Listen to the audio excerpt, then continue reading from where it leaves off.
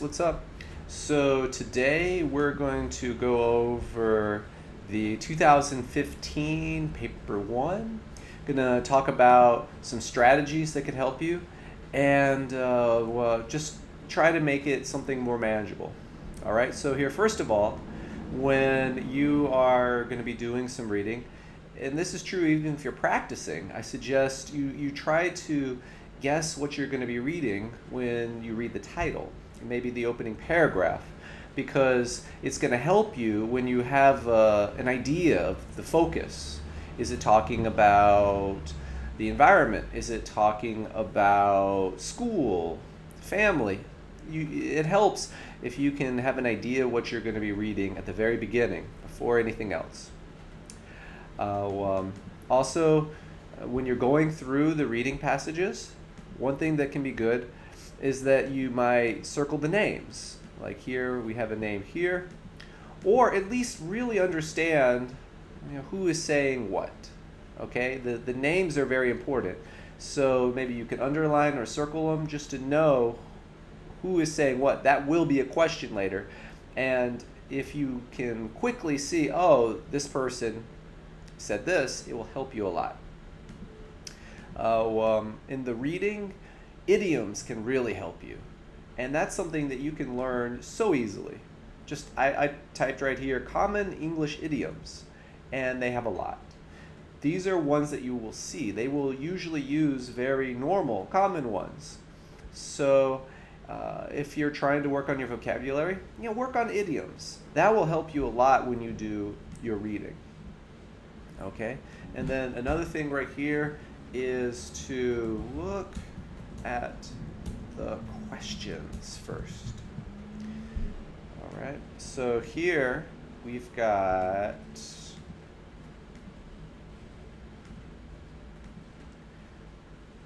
the question and answer book right here. Okay? So your first question is going to be, who is Charmaine Chan? All right. So now let's get into the reading and try to figure this out. In from the cold among warm-hearted Koreans. Well, warm-hearted would mean friendly and kind people. Okay. It's going to definitely be about Korea. Maybe about how the people there are nice, friendly. 10 years ago, Oxford University graduate Daniel Tudor moved to Seoul, preferring the warmth of Korean society to cold Britain. The 31-year-old has since authored 2 books on his adopted home and has several other volumes in the pipeline. He speaks to Charmaine Chan about his latest title, A Geek in Korea, due out in June 2014. So now we should be able to do the first question right now. Who is Charmaine Chan? Well, he speaks to her for a magazine. This looks like an interview. So Daniel Tudor is a person who writes books, and so Charmaine Chan is obviously going to be the person who's writing this article. So you could say the writer, the journalist. Even better than just writer would be the writer of this article. The reporter, interviewer, the person who's asking questions, all of these would be good. And as you see right here, it's basically question, answer, question, answer, question, answer. So and then here you see Charmaine is in bold. Here it's in bold. So whenever you see these parts in bold, you know that's Charmaine. And then this part is going to be Daniel Tudor. That's very important.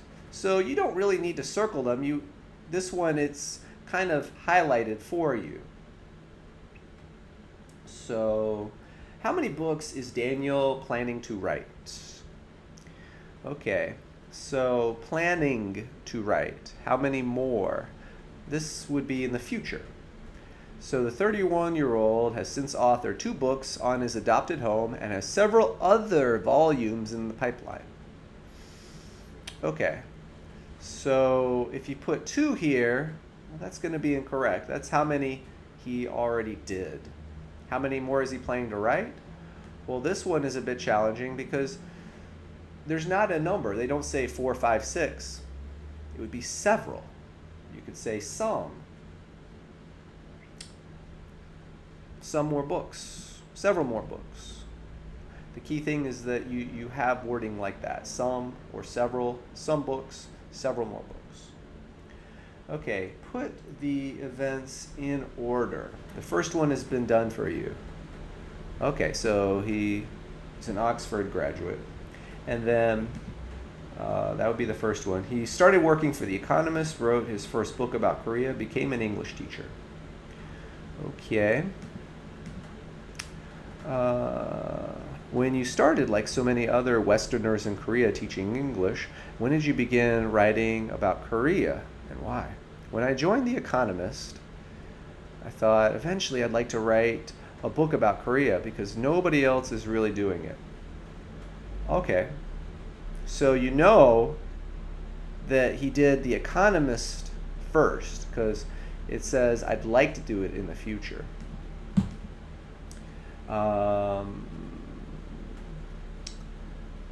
And so when you started, like, when did you begin? So what do you think happened second? Did he become an English teacher or start working for The Economist?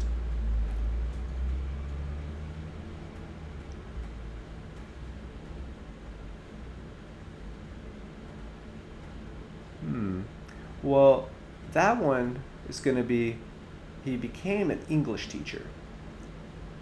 Then he went to work for The Economist, and then he wrote his book about Korea. Okay, let's continue. And you see that most of the time the questions are going to be in order. So it helps you maybe if you read a few questions in advance. We could go ahead, who does they refer to in line 9?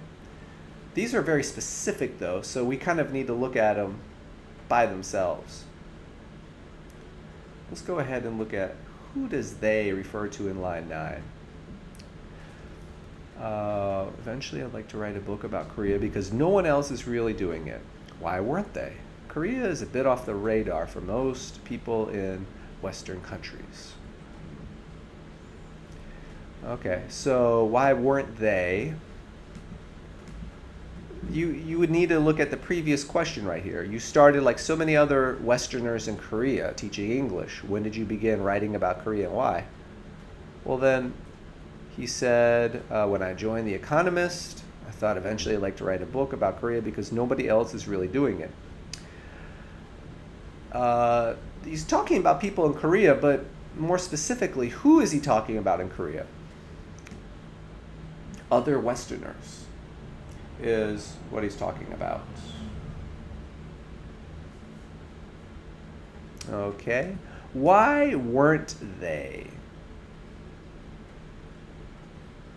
Or let's look at the next question. What does Daniel mean by off the radar in line 10? So let's continue here. Why weren't they? Why weren't other foreigners writing books about Korea? Well, Korea is a bit off the radar for most Western people.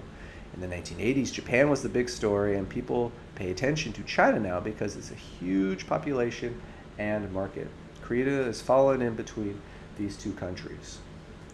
So, off the radar, that's an idiom. Again, we have 4 choices right here. Famous. Let's just put in the word for the idiom and see if it makes sense. Korea is a bit famous for most people in Western countries. Does that make sense? Well, here they're talking about why more people go to Japan or China. So we can mark through, no, it's not famous. Korea is a bit disliked for most people in Western countries. Korean has fallen between. Well, they don't really say anything negative about it. They don't say people don't like it. So that one would be a maybe, but probably not. It's exciting. Korea is a bit exciting for most people in Western countries, but that wouldn't make sense.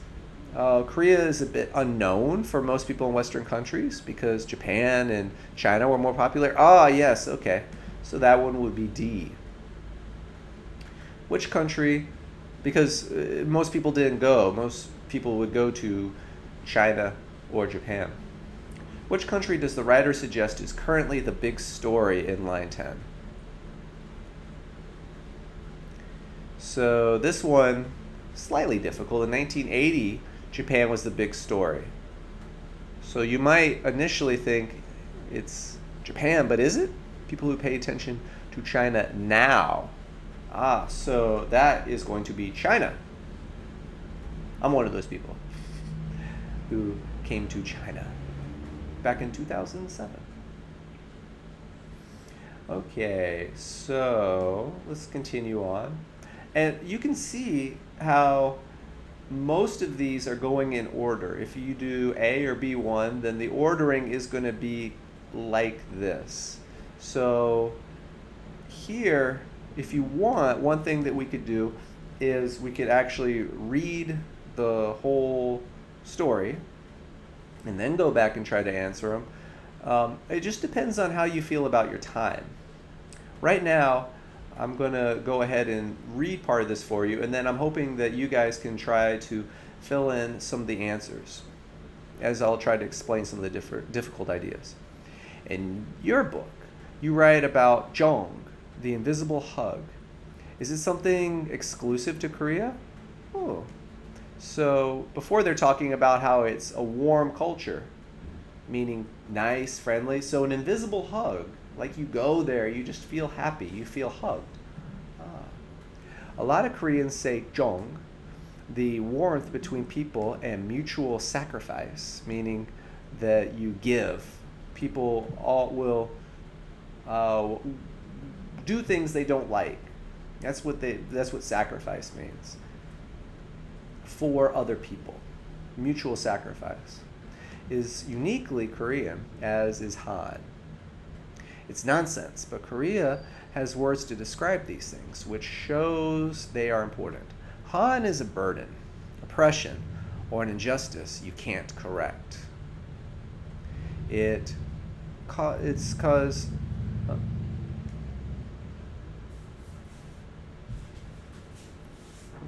that word is, let me just double check it right here.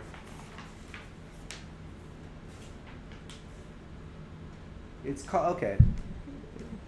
Its cause never goes away, but you can temporarily forget about it by pursuing all-out manic fun. So that would just be like crazy fun. You just want fun, fun, fun. This is where Hong comes in. Hong is pure joy. The word isn't as famous as Han, but I think it should be. Even traditional Korean funerals used to feature extreme alcohol consumption, raucous singing, and the like. Often when Westerners think of East Asians, the stereotypes of stoicism and self-control, the so-called inscrutable Oriental come to mind. But Koreans, in fact, tend to be very expressive and open with their feelings. Somehow, sadness and happiness both seem to be magnified in Korea. How is a geek different from your first book? So a geek is the title of the second book. Mentioned it right here, a geek in Korea, because he's finished 2.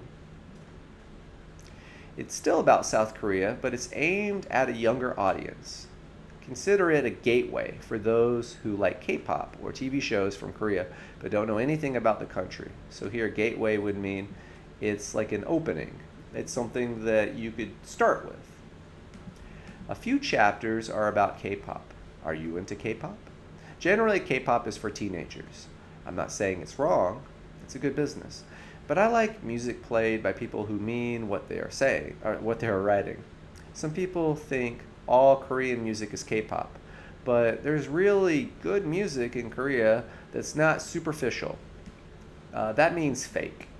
So superficial would be what's on the outside. Like if you wear a lot of makeup so that you're pretty, superficially you're beautiful, but maybe inside you're not. Superficial is just the outside, what you can see. Or played on the radio or on TV and doesn't go outside of Korea. One of my favorite bands is Third Line Butterfly. These guys are not rich and famous. They're ordinary guys you can be friends with. I'm friends with them. There's an interview with the Gangnam Style singer Psy and Geek. It's funny and cheeky. It's a British term for meaning kind of silly, let's say, in a Robbie Williams kind of a way. And making fun of Gangnam and affluent, that means rich, district of Seoul, which is superficial and flashy. So they've got a lot of money, and it's maybe like Long Kway Fong of Hong Kong. How about Korean soaps? So this isn't soap like what you would use to clean yourself, but a soap opera, like a TV show. Korean drama. I don't like the drama stuff. They're trying to play with your emotions like Cinderella stories. Beautiful girl from a poor family marries rich guy. Korea is probably not the best country in which to be a woman. If you're a young woman in Korea, the best way to become wealthy or to achieve status, sadly, is to marry somebody. You also write about how Koreans are obsessed with success and education. You find these mothers in Gangnam, and they're scary. When I taught English, I'd meet kids who'd materially led some awesome lives, and they'd show up in these big Mercedes with bags as big as they were. But if they didn't get an A grade in something, their parents would get mad, and the next time you saw them, they'd be crying. Wealthy families are obsessed with education. That means that's the only thing they care about, the only thing they think about. It's a status thing. Preserve your status, like being successful, and show the rest of the world that you're preserving your status and your kids are doing well. How do you continue to live in Korea? This Jong stuff, that's the thing that keeps me in Korea. Korea made me a better friend to my friends. England's a cold society, meaning maybe you don't treat your friends as well, or you're distant. You wouldn't sacrifice for your friends. Or it could also just be for a stranger. That here you're willing, in Korea he's saying that they are going to be more helpful to each other, unlike England. And growing up, I suppose, that means I guess, I always wanted this feeling of being connected to people. I thought English people were a bit too cynical. You think that things are always bad and cold. Korea is a place where you say, I like you, I love you, this is great, I really like that. All right. So then we could go back, and I've helped with some of these questions here. But I want you to try to be able to answer the rest of these. Okay, the key point that will help you is, again, to know who's saying what. So again, it is basically going to be question by Charmaine, and then it's going to be answer by Daniel. Question, answer, question, answer. And most of these questions are going to be in order. So I just read through it, but again, I suggest you would read a question, then you could go ahead and try to answer it. You read a question and you try to answer it. If you do B2, they could be more out of order, even in B1 occasionally, but usually the questions will be in order. So that's a way that you can get maximum points. You could be efficient with your time. Okay. So I would definitely, like right here, it says the last 6 questions are from text 2. So make sure you finish the first 24 questions right here, and then you're going to read text 2. Okay, I'm going to go ahead and read that with you right now. Tudor's book covers impossible Korea. Okay. Daniel Tudor is one of the most influential foreign correspondents in South Korea. That means that a lot of people listen to him. He's famous as far as a foreigner in South Korea, and one of the least known. As a reporter for The Economist, as they said earlier, they mentioned Economist, that's a very famous magazine, which doesn't use bylines. Most of his work is published anonymously, meaning he never got his name on it. It would be from The Economist, not from Daniel Tudor. Like at our school, you would see it's from SSCC, not Sean Kane. But Mr. Tudor's profile is about to take a sharp rise, so a quick rise, become more popular quickly, with the publication of his new book, Korea, the Impossible Country. It's the first English language book to cover the whole waterfront of South Korean society, historical, cultural, economic, social, political, since one by another influential British expat, Michael Breen, with the Koreans, which was originally published in 1998 and revised in 2004. Mr. Breen provided a recommendation on Mr. Tudor's book jacket. That's the cover of a book. Korea, the Impossible Country, is also likely to get added to the list of must-read books for anyone from outside of South Korea who wants to do business or live in the country. That's a small canon. Unfortunately, in addition to Mr. Breen's book, the other indispensables are Diamond Dilemma by Tariq Hussein, Korean Destiny by Donald Kirk, and Tom Coyner's Guide to Doing Business in Korea, and Robert Kohler's Seoul Selection Guidebooks for places and sightseeing. Indeed, the list of must-read books about North Korea is far longer. Interesting. Mr. Tudor pushes into new social and economic territory with his book, including the rising role of immigrants, multicultural families, and even gay people in South Korea. He lays out some of the contradictory behavior one finds in South Korea. That means you say one thing, but you do something different. I tell you to study, but I push you not to study. That would be a contradictory behavior. Such as the unending desire for new and trendy gadgets, like phones, and fashion, and yet the tunnel-like view of what constitutes a successful life. So what is a successful life? At the end, he asks the question that nearly every visitor has after spending some time in South Korea. Why aren't people happier with what they've done? Okay. So, again, let me go through some of the questions right now.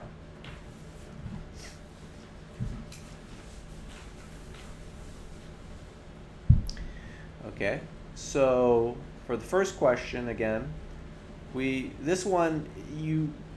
really want to make sure you get it right. So Charmaine is the writer of the article because she is interviewing Daniel. And for this one, how many more books is Daniel planning to write? Well, you can find it right in this opening paragraph right here. But it doesn't give an exact number. It doesn't say 1, 2, 3. It says something different. The order, that one you are going to find in the opening second and third paragraph. Who does they refer to in line 9? Well, for that you need to read the second paragraph. What does he mean by off the radar? So that, again, you take one of these words and you replace off the radar with one of these, and you see if it makes sense. That's the easiest way to find that one out. Which country does the writer suggest is currently the big story? That is also in paragraph 10. Make sure you pay attention to the exact wording there. Why is Jung referred to as the invisible hug? Remember, for this, when we say warm-hearted Koreans, it's talking about being friendly.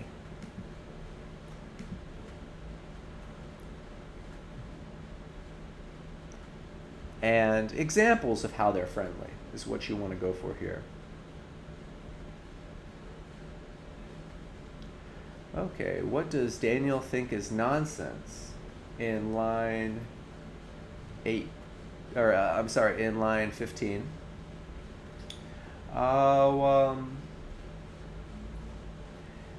So it's some things that are unique to Korea. Okay, you're going to have to find that out. But there are a couple things here that are a couple terms that are only in Korea. That's what he finds to be nonsense, which means crazy. For number 9, why do Koreans drink a lot and sing around, let's just say very loudly, at traditional funerals? So their feelings, okay? What would be their feelings that they're trying to, something to do with their feelings.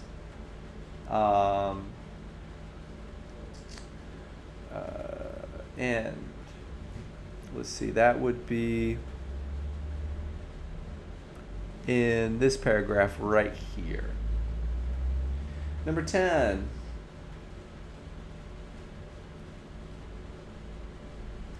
Okay. So this one would be one thing that's same, one thing that is different.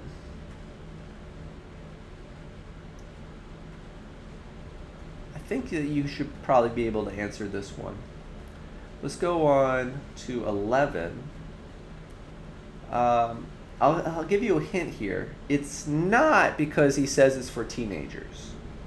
That's a common mistake that I think people would say, why doesn't Daniel like K-pop? The answer is not because he thinks it's for teenagers. 12. Who or what does the word them in line 31 refer to? You need to be specific here. If you put a band, Korean music, or culture, that is not correct.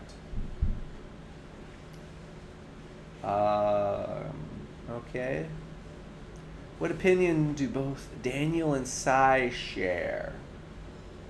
Well, a word that means it is impressive on the outside. I'll give you that hint.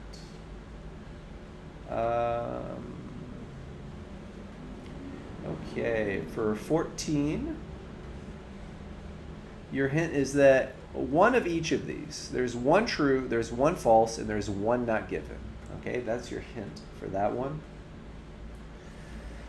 Okay, we'll see, 15. What are soaps?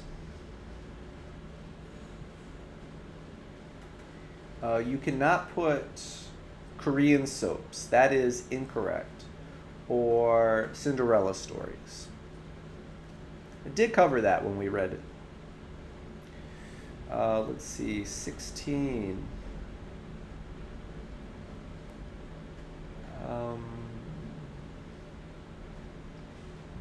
This was a part that he kind of expressed something he didn't like about South Korea. Lines 36 to 37. It's going to be in this part right here. I think you should be able to get that one. Okay, for 17, I'll give you a few hints. So number 2.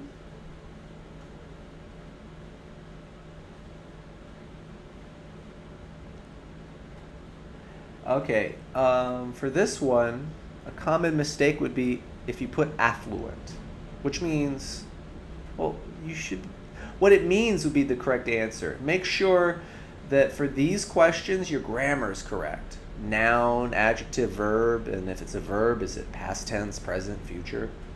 So, or if it's plural, if it's one, two. So for this one, the answer is not affluent, okay? But a very similar meaning word. And then the third one right here would not be poor. A few students put that, poor, but it's not going to be poor for number 3. So those are your hints for that one. Why does he think the Gangnam mothers are crazy? It's something to do with pressure. Okay? Something to do with pressure. Stress. I'll give you that. Oh, for 19. So material, like if I was to say, I have a lot of material possessions, that just means I have a lot of stuff. Like a phone, clothes, a car, material possessions. That would just be things that you've got.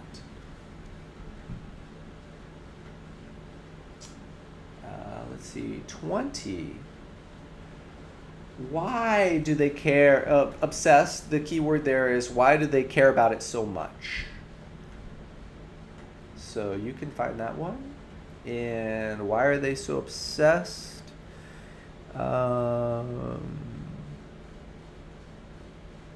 It would also be in paragraph 9. According to paragraph 10, how has Daniel changed since he arrived in Korea?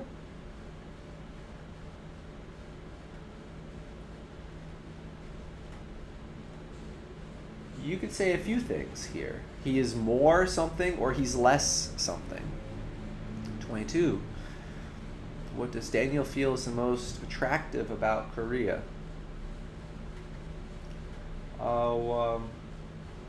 This is going into back to the title of the story. Why he likes Korea.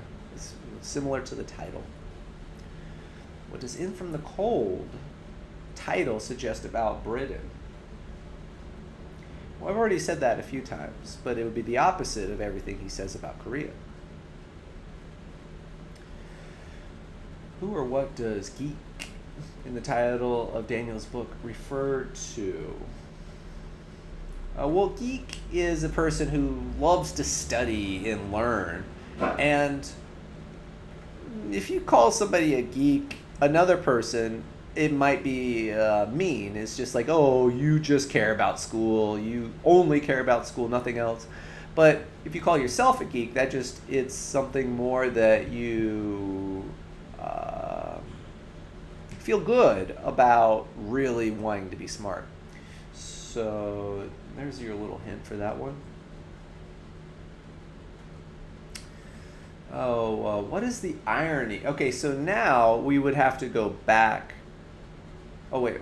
We just finished. Okay, so now, again, when you're going through this, I would read the questions and then go through and try to answer them, because you saw really all those questions were really generally in order.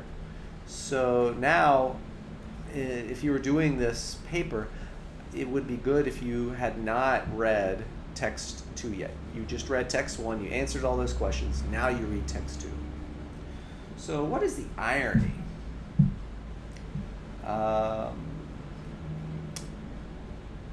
Irony is a surprise, let's say. It's something that's unexpected. That's a simple way to put it. We've talked about it several times in your book. Irony will come up. It's good to know, understand maybe the Chinese translation, and then being able to explain it, I think, in English would be a little easier. So, let's see, 25. So that's going to be in the first paragraph right here. So it's going to, when you say irony, it compares two things. So Daniel is one thing, and another thing, which are opposites, which make it a surprise. Okay, what are those two things? He is very this and very this, which are very different.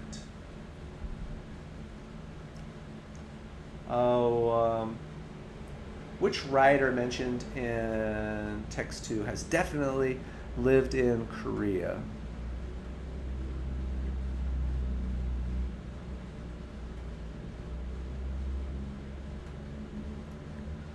Okay, well, it helps here that an expat would be a person who lives in another country. I am an American expat. So, which of these do they mention as an expat? That is one hint for that one.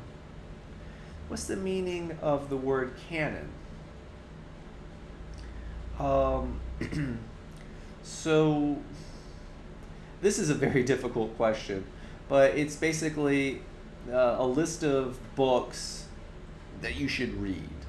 I don't know how to give you a hint on this other than it's everything you need to know to understand a topic. So for that one, I'll just go ahead. 27. It would be the important books, must-read books, books that should be read. What does Evan Ramstad's comments about North Korea in lines 13 to 14 imply? So they don't say it directly. Imply means what can we guess? Which a lot of this you need to be able to guess when you're doing your reading. So indeed, the list of must-read books about North Korea is far longer. So, what would if there's if there's a few books for South Korea and a lot of books for North Korea, what does that mean? Okay? What does that mean? What do you think that means? Oh, 29.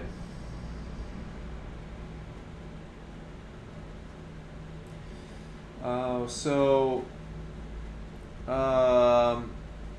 Daniel is going to do more. What would Daniel focus on? It's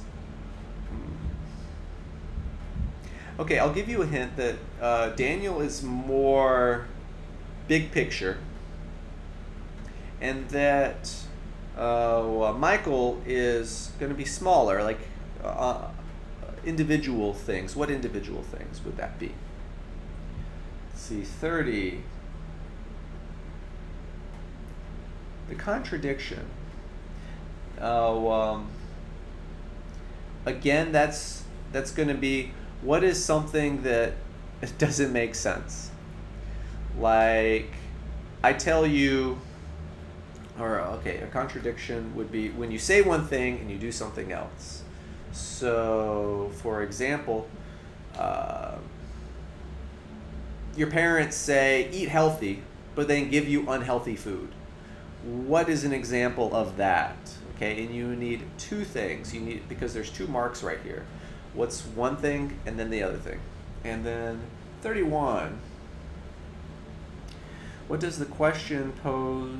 Oh, the end of this book suggests about his view of Koreans and their achievements.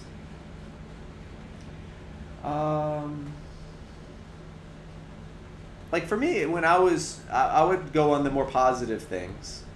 There's several things that you could mention right here, okay? But the important thing is that there's two marks, so you would want to have two different ideas, okay? That's the important thing right here that people can make a mistake on, okay? Be sure to have 2 points. Okay, well, I hope this is helpful, and yeah, let me know if there's anything I could do to help. Take care and have a good one.